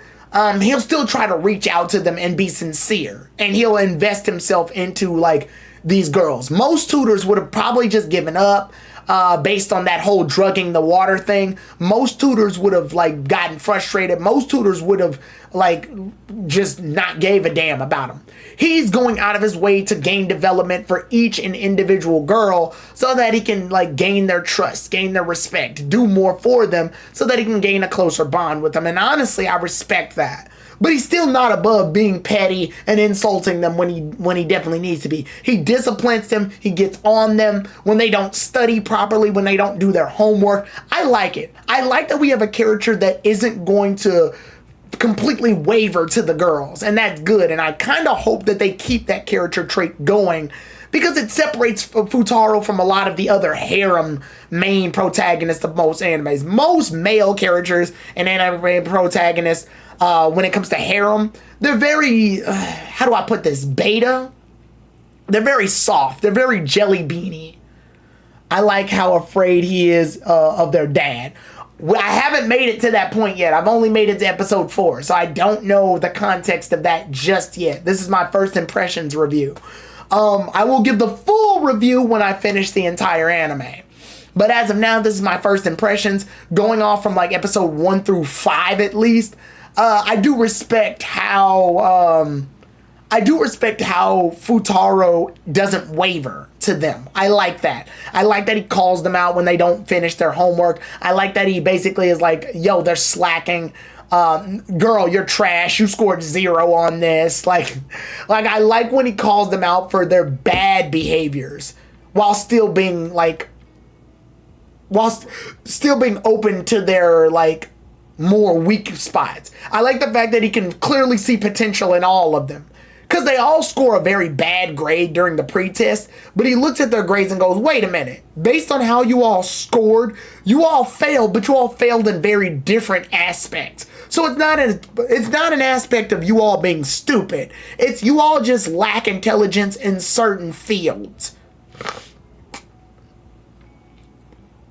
And honestly, I like that. I like that he can see, he took the time to analyze them, so it's not just they're dumb and I gotta give them generic knowledge. It's like they're dumb, but they're all dumb in different aspects. And in the aspects that they're stronger in, I'm going to complement those so that I can get closer to them so that we can work on their weaknesses. And I like that. And I like that Futaro is the smartest kid in the school while at the same time being the brokest. Because he always orders his special, which is a barbecue special, hold the barbecue, which is funny. He does that because you can still get rice in the sides without having to pay the same price as just getting rice. It's a financial strategy that realistically is stupid and shows how cheap he is, but it does work. It's effective and it's smart. I like that. Him opening up to the girls is definitely a fun journey to be on, and I definitely do want to see how the rest of this goes on. Get to at least episode 8. Oh, this show already has my seal of approval. It's got the TG3 stamp of approval, so I'm definitely going to watch the rest of this show. Don't get it twisted. I'm already locked in. I'm already locked in. I love it. I honestly think it's great. I think it's a fun show. I think it's a fun thing to be invested in. I'm definitely looking forward to the next few episodes. Yeah, it was fun. I had a lot of fun watching Quintessential Quintuplets. At least the first 5 episodes or 4. I think I was at 4 episodes. Sorry, but yeah, it earned my seal of approval. I like it. It's great. I'm looking forward to watching the rest of it. So yeah, with that being said, there's nothing really more I can really talk about. I guess I can give a brief summary of each episode, with the first episode being the introduction to the girls. The second episode is like him trying to get started with studying with them, but it's very clear Nino makes this difficult, like in all get out. She makes it so that all the girls have something else to do around that time, and unfortunately that kind of screws him over. Futaro can't effectively study with them because he winds up knowing that one of the girls ends up having a job that she does in order to make more money. Another girl ends up volunteering for the basketball team because one of the players wound up breaking a bone. So she has to fill in for them, and she's the most athletic. So because of that, she potentially winds up gonna be on the team, which is gonna complicate things a bit, I probably guess. And yeah, it's like that. So far, who's your favorite girl out of the bunch? Edge, I think you weren't here earlier when I said it, but as of right now, I think Miku is my favorite. As of right now, at least. Miku is my favorite currently. Also, I like her style. I like her outfit style.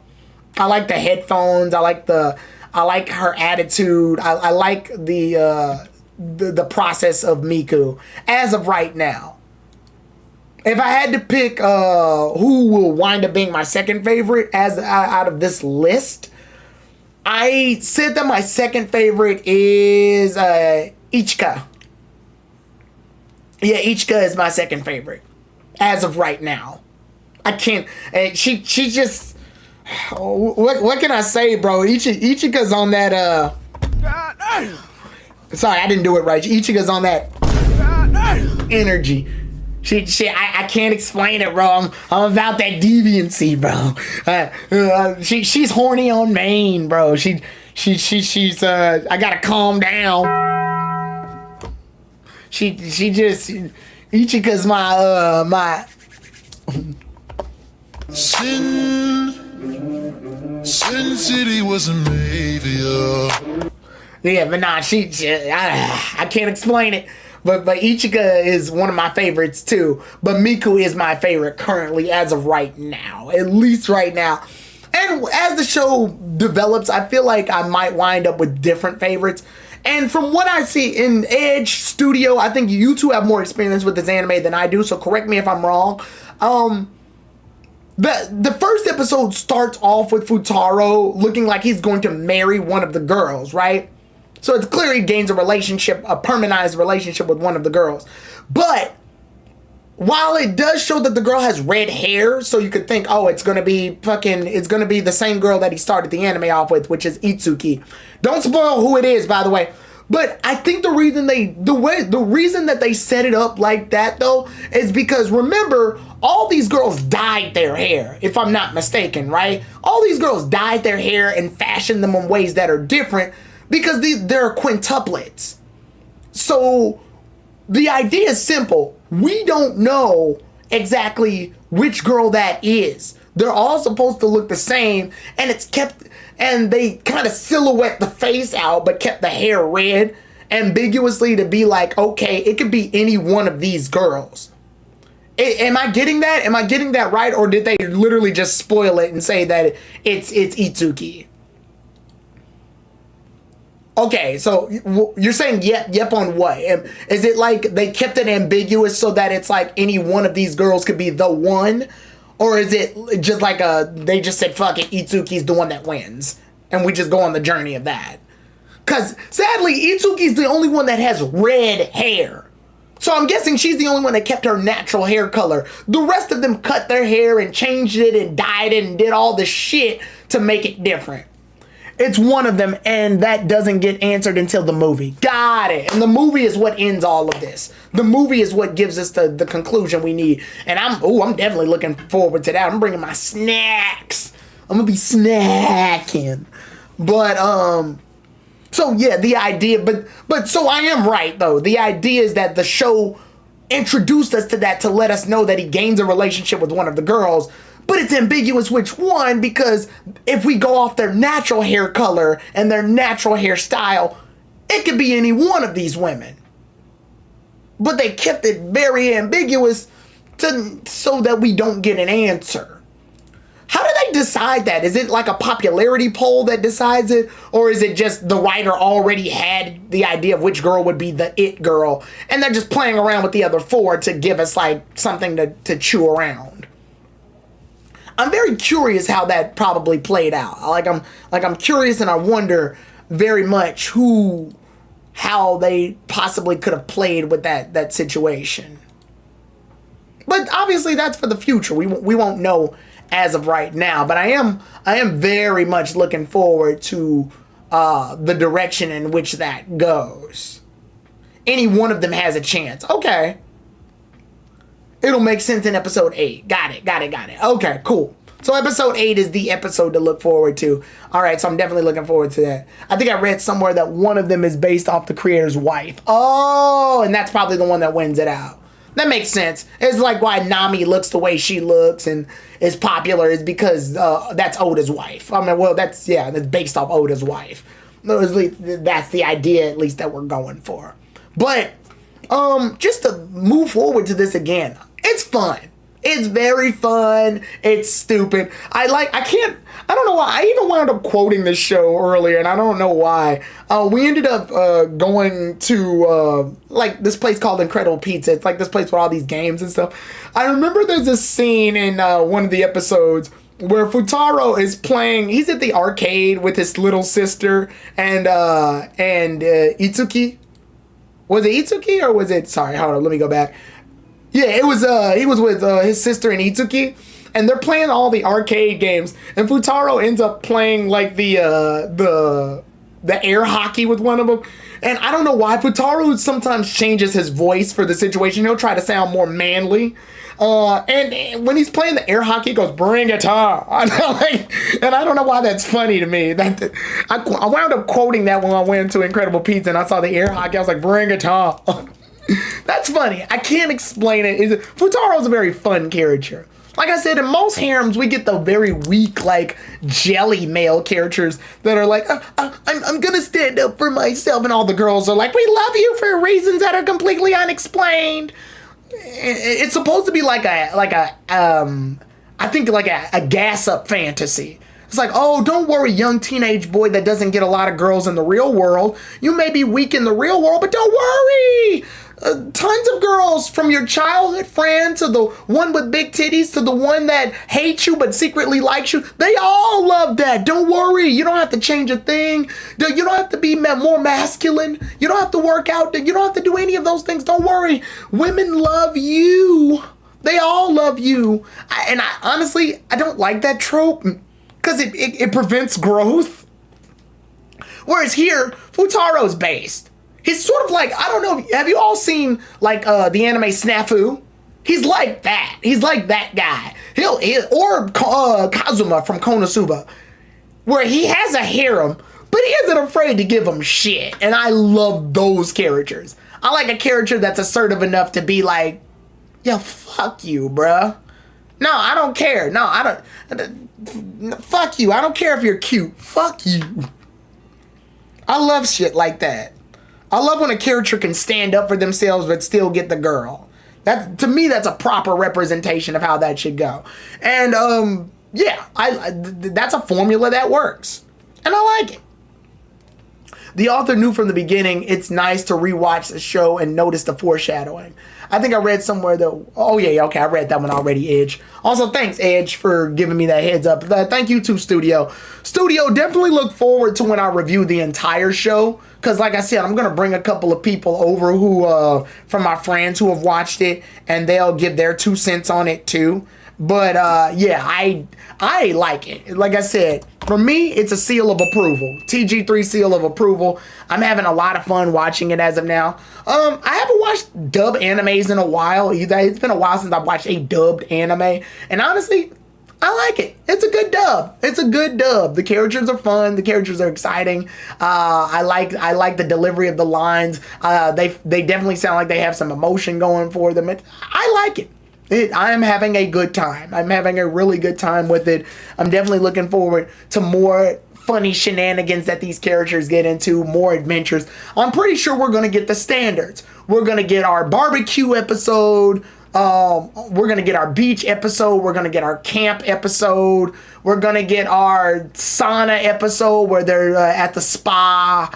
We're going to get there with tons of misunderstandings. We're going to get our sports episode. We're going to get our, like, curry cooking episode, I'm sure. We're going to get our the school sports festival. We're going to get our cultures festival episode. I'm sure we're going to get one of those. We're going to get a school play episode. We're going to get an episode that has to do with, like, a basketball game because of Yotsuba. We're going to get all of that.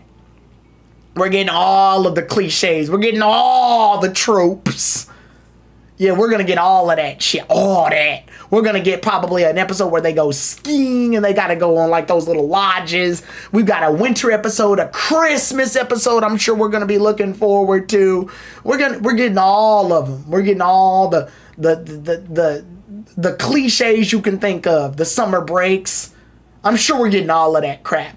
We're getting all of that crap. And I'll be there every step of the way for it. I can't wait to watch all of it. But yeah, that's a lot of fun. But with that being said, we are reaching the 2-hour mark. The TG3 Roundtable is officially complete. And honestly, I want to thank you guys so much for recommending those animes.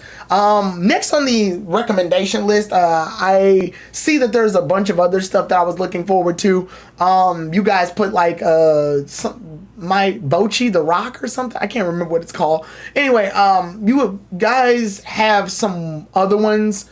Like I believe the video game one was High Score Girl. Yeah, I'm going to be watching High Score Girl.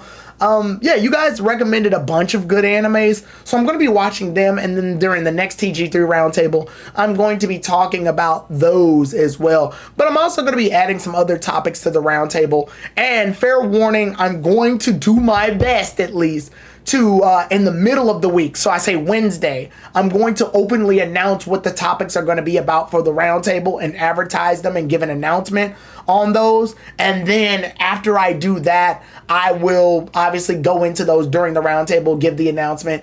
I'll give a first announcement on Wednesday, a second announcement on Thursday, and then a third announcement on Friday to get people prepped for what the roundtable is going to be about during that time. So lots of advertisement, more promotional material. That's what I'm pretty much aiming for. And honestly, based on the YouTube analytics of how this stream went, so far a pretty consistent viewership count of about 8, reaching the 10s area.